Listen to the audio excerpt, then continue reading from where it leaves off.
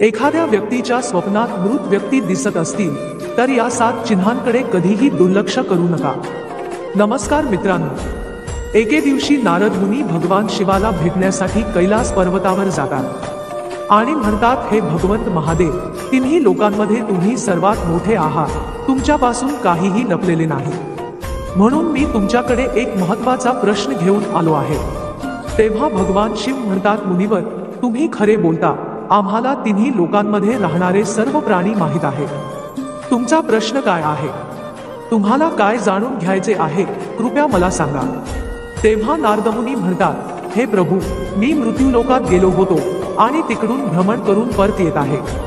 तिथे मी भूत आणि पिशाच इत्यादी अनेक विचित्र गोष्टी पाहिल्या आहेत, जे जंगलात राहतात, आणि यासोबतच मी पाहिले की सर्व वाईट शक्ती माणसांना त्रास देत असतात। याचे कारण काय?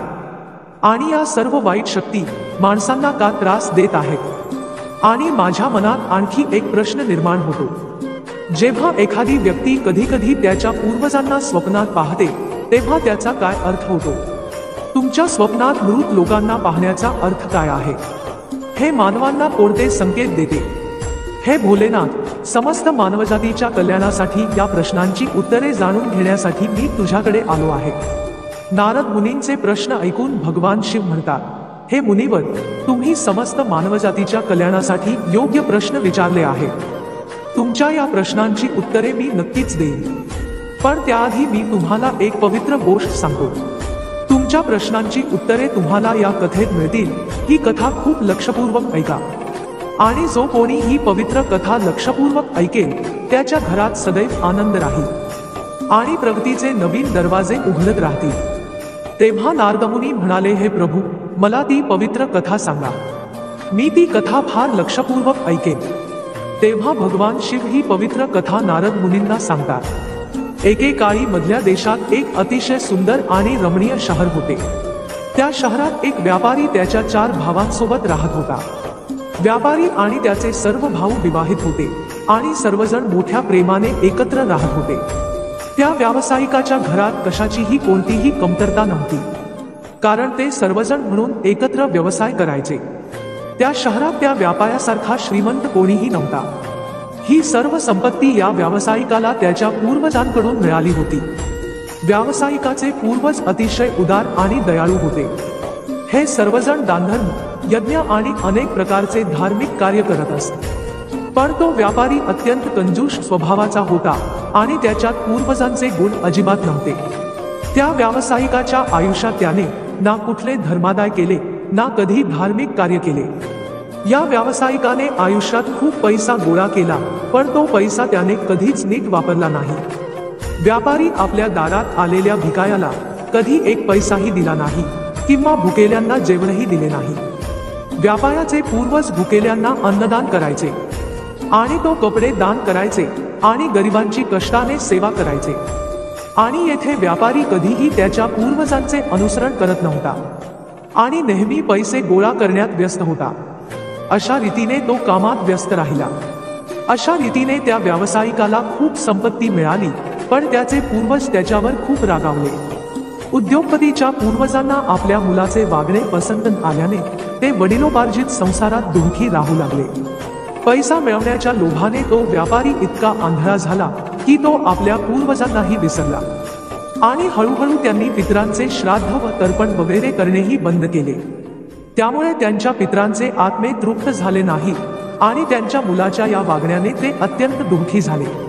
मग एके दिवशी व्यावसायिकाचे पूर्वज वडिलोपार्जित संसारात बसून एकमेकांशी बोलतात आणि व्यावसायिकाला भेटण्याचा विचार करतात। तेव्हा सर्व पूर्वज एकत्र जमून धर्मराजाकडे जातात आणि हात जोडून प्रार्थना करतात, हे धर्मराज, आमच्या मुलाची बुद्धी भ्रष्ट झाली आहे।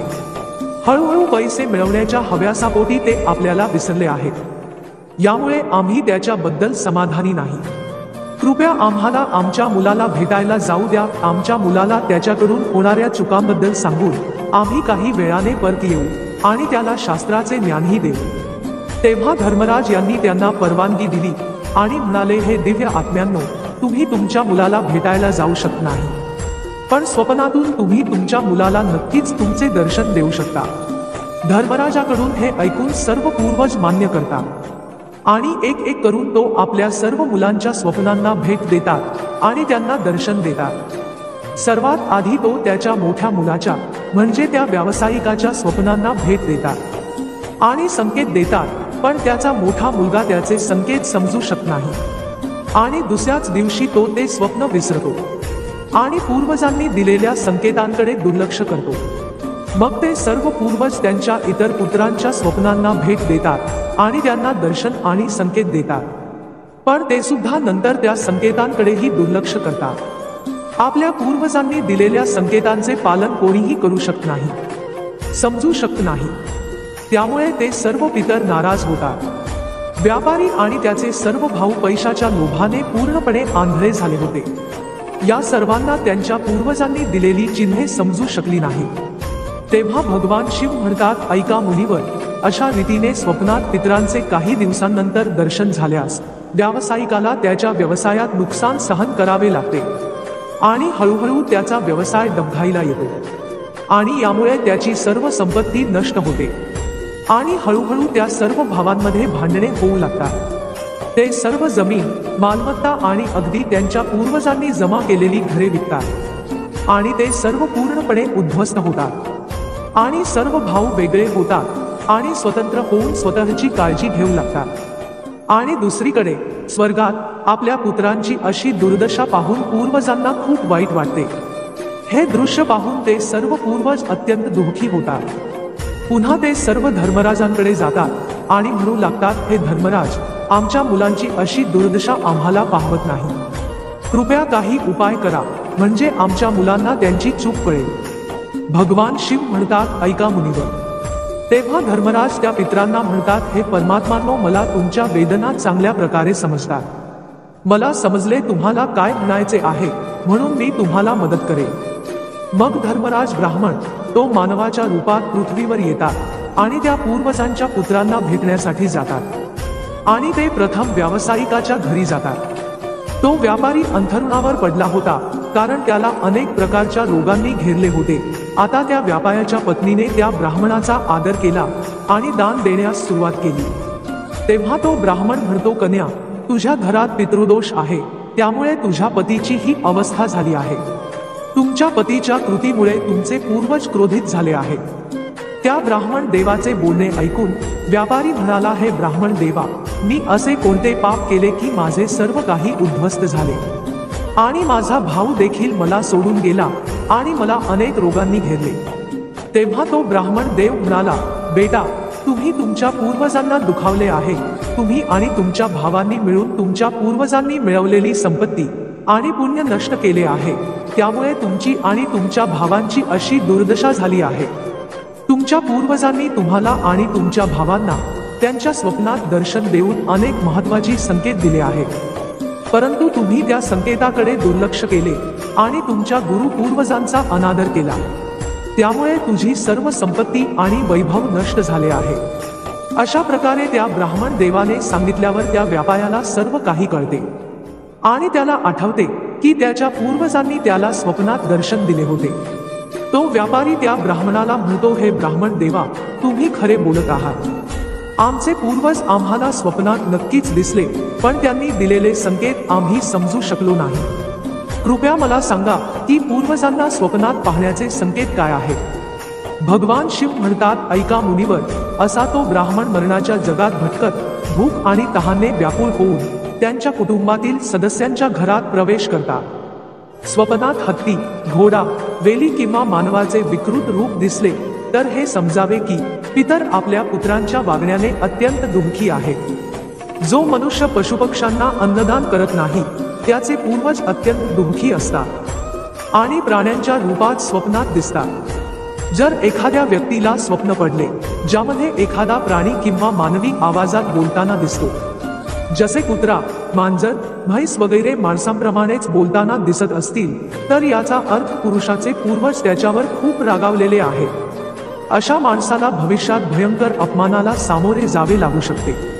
अशा व्यक्तीच्या जीवनात दुःख आणि संकट येते आणि त्याचे भाऊ प्राण्यांप्रमाणे आपसात भांडू लागतात। जेव्हा धर्मराज काही मागतात आणि देतात तेव्हा माणसाने त्या स्वप्नाकडे दुर्लक्ष करू नये। या स्वप्नाचा अर्थ असा आहे की त्या व्यक्तीचे पूर्वज असमाधानी आहेत आणि त्याला त्याच्या वडिलोपार्जित संसारात समाधान मिळत नाही। जर एखाद्या व्यक्तीला स्वप्नात त्याचे मृत पूर्वजाकडून काहीतरी मागताना दिसले तर त्याचे संपूर्ण धान्याचे भांडार हळूहळू संपुष्टात येते आणि तो गरिबी येते आणि त्याची अवस्था भिकायासारखी होते।